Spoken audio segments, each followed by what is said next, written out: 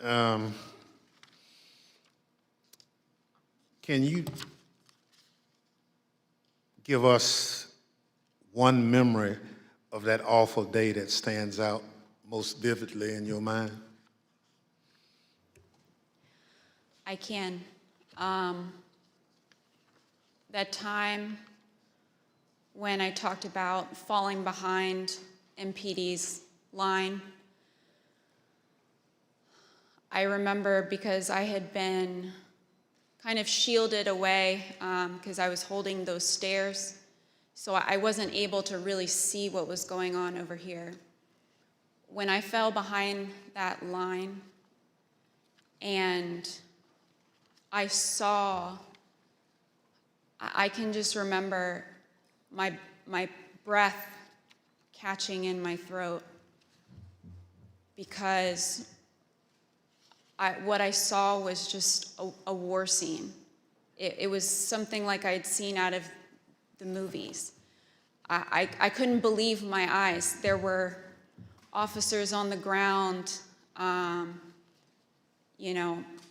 they were bleeding, they were throwing up, they had, I saw friends with blood all over their faces. I was slipping in people's blood.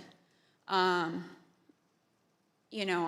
was catching people as they fell. It was carnage. It was chaos.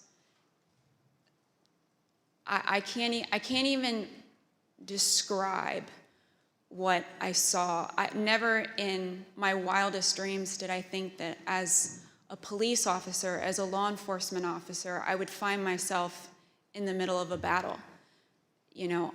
I'm trained to detain, a couple of subjects and handle a crowd, but I'm not combat trained. And that day, it was just hours of hand-to-hand combat, hours of dealing with things that were way beyond any law enforcement officer has ever trained for. And I just remember that moment of stepping behind the line and just seeing the absolute war zone that the West Front had become.